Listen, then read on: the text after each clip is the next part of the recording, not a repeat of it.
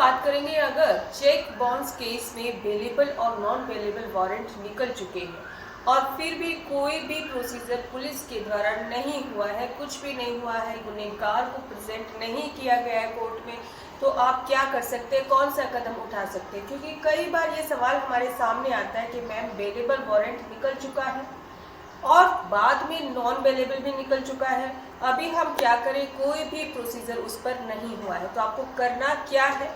बहुत ही सटीक उपाय बताएंगे जिससे कि आपका केस 100% आप सॉर्ट आउट कर सकते हैं, सॉल्यूशन पा सकते हैं।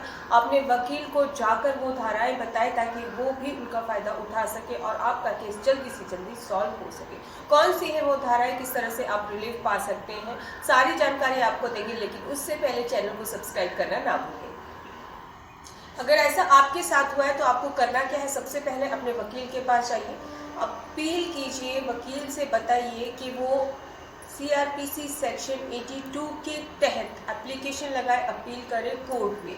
CRPC जो सेक्शन 82 है वो क्या याद रखिए, बहुत ही ज़रूरी है। CRPC सेक्शन 82, CRPC सेक्शन 82 क्या कहता है, प्रोक्लेमेशन फॉर पर्सन एब्सकॉन्डिंग। अगर सिंपल भाषा में देखा जाए तो देखिए, इसके अंतर्गत अगर कोई व्यक्ति कोर्ट के ऑर्डर के बाद भी कोर्ट में उपस्थित नहीं होता है तो कोर्ट पैरामीटर को देखते हुए, यानी कि जो भी सिचुएशन है उसको देखते हुए, कोर्ट के पास ये पूरी पावर है कि कोर्ट उसको प्रोक्लेम्ड ऑफेंडर घोषित कर दे।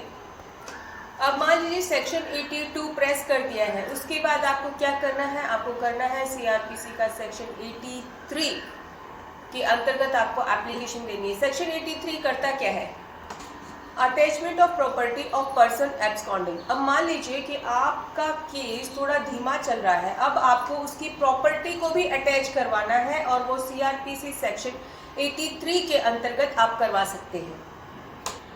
अब आपको मैं फिर से बता रही हूँ कि अंडर सेक्शन 82 CRPC के अगर कोई व्यक्ति कोर्ट में उपस्थित नहीं हो रहा है तो कोर्ट उसके खिलाफ एक प्रोक्लेमेशन इशू करेगा और अगर उस प्रोक्लेमेशन में भी उसको कुछ टाइम लिमिट दिया जाएगा और उस टाइम लिमिट में भी वो नहीं आ रहा है तो कोर्ट को पैरामीटर को देखते हुए ये अधिकार है कि वो उसकी प्रॉपर्टी को अटैच करे, यानी कि सेक्शन 83 का उपयोग करे।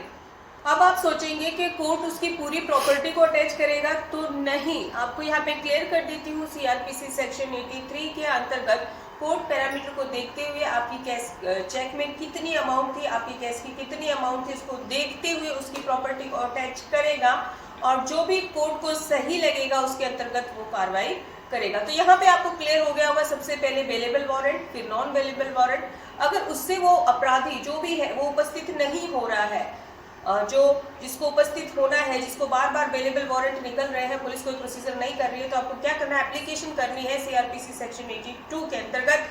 82 के अंतर्गत प्रोक्लेमेशन उसके विरुद्ध इशू होगा और उसके बाद अगर तब भी वो नहीं आता है तो सेक्शन 83 के अंतर्गत उसकी प्रॉपर्टी को अटैच कर लिया जाएगा। उम्मीद करती हूँ पूरी जानकारी, अगर आपका चेक बाउंस हुआ है तो किस तरह से आपका केस आगे बढ़ सकता है और आपको रिलीफ मिल सकता है, पूरी जानकारी आपको मिल गई होगी। लेकिन फिर भी अगर कुछ रह गया है और आपकी कोई क्वेरी है तो आप हमसे WhatsApp नंबर पर अपॉइंटमेंट लेकर पूरी तरह से आपके सभी सवालों का जवाब पा सकते हैं। इसी तरह से हमारा सहयोग दिएगा और साथ बने रहिएगा।